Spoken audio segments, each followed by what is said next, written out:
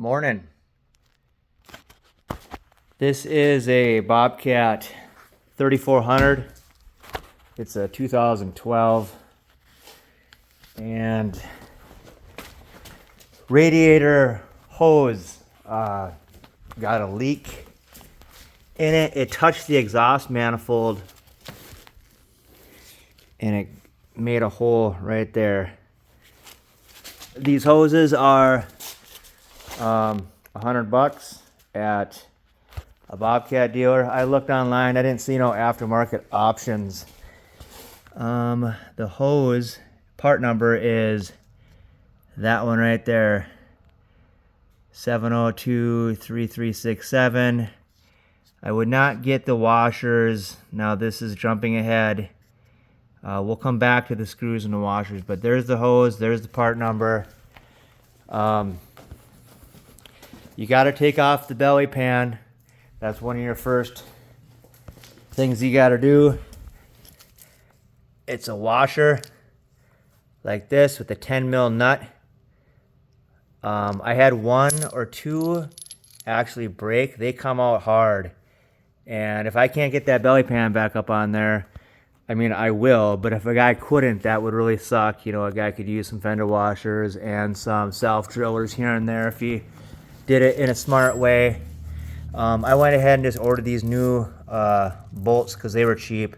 These are like $7 a piece, which is pretty expensive. And of course, there's nothing wrong with the old ones. So I would maybe think about getting nuts if you order the hose.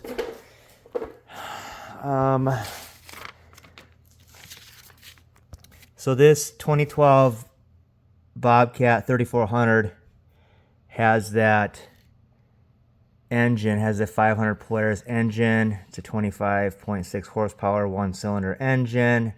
They made them from 1996 to 2013. I don't know what years this hose, but that's why you just call the Bobcat dealer and they look up the part number that you would need. I was more concerned about how are we going to keep it from touching this exhaust manifold, which is right here. So you would take the seat off naturally. You take the little hood off here. These are T27. They're not T25s. That's just to get ready for filling the radiator. And then you got to take off this fender liner right here, which is only, I don't know, 4 or 5 T25 screws. I suggest taking a little pick and picking out all the little parts in there before you stick your star bit in there, just to save time and make it easier for yourself. But here it's the lower hose. I haven't completed installing this yet. I gotta chase down my hose clamp. It's on there. It just floated down. So it's the lower radiator hose. So when you follow it, I don't have. So it has a lot of crazy bends, and so you want to kind of make sure you orient it right. If you pay attention to how you take it off, it's not too bad. I don't know. We're gonna be in here where it's dark. So there is one of these deals here. It's like a little hole. It's like a strap. It's like a 1-bolt strap. You don't want to take that off. It's just a 10 mil nut up top. And then there's another one.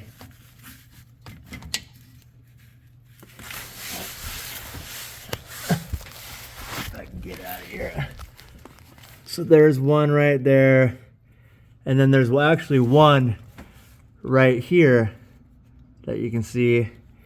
And so if you go on Amazon and you find this heat guard shroud stuff, I bought a couple different sizes. That you want to just buy, I think this is like 1.25 inches or something like that, this rubber hose, you want to buy like 2-inch or something big, because you're going at it around a bend. So it's just something that I would think about doing. And then it comes with these little metal zip ties. So if you cut it long enough to get past, I lucked out. I just cut it right there randomly. And this thing actually helps cinch it. This 1 bolt strap kind of cinches this aluminized heat shroud. And it doesn't need to come all the way down to here. It's just a point. I mean, there's no point in going all the way down to here. I just stopped randomly right there. You could probably just stop right there where the band is. And then I kind of got it as close as I could to the hose clamp there.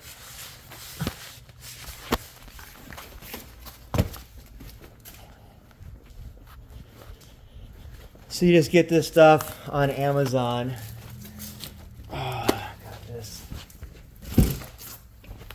I don't know how they measure it, but I got the one stuff, it's like 5, this stuff is 6. This stuff here, I'm sure they call it like, I don't know if it's 4 between the Velcro stitching. They probably call this 2-inch, I suppose. And this was 1.5 inches. So I think probably just get the 2-inch stuff. I don't know if you saw that brand or not. And that would be the fix for the lower radiator hose. And one sign that happened was I was pulling a little trailer hauling branches, and I was trying to put it into reverse or something, and it wouldn't go into gear, because everything was so hot that allegedly, I believe this is what happened, because as soon as I shut it off, you could slide it through all the gears just easy. But when it was running, so here what would happen is it was getting hot, hotter than normal. There was no dummy. I didn't see any dummy light come on at all. But I suppose it developed a leak. It was leaking, and then the engine started running hotter than normal, and that causes everything else to run hotter and everything to get tighter, and which is why it couldn't shift. But I just rammed it into gear, got it into gear, kept driving it, because this thing only has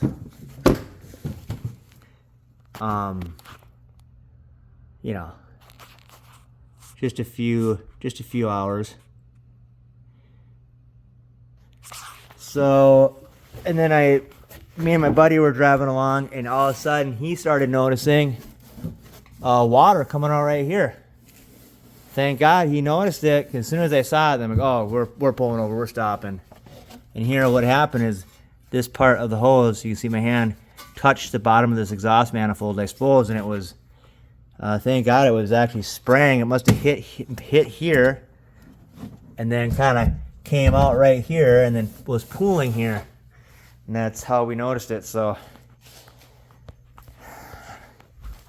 that would be a wrap. And if you don't have, I can only imagine that this is a common thing that would or could happen. And what I would do is, if it hasn't happened to yours yet, knowing how close that little radiator hose is to that exhaust manifold, to preemptively to buy this for $25, take your seat off, and just ram a piece down in there and stick it on there with some metal zip ties, and then you won't have to go through all the extra stuff that I did. Hope this helps, and you have a nice day.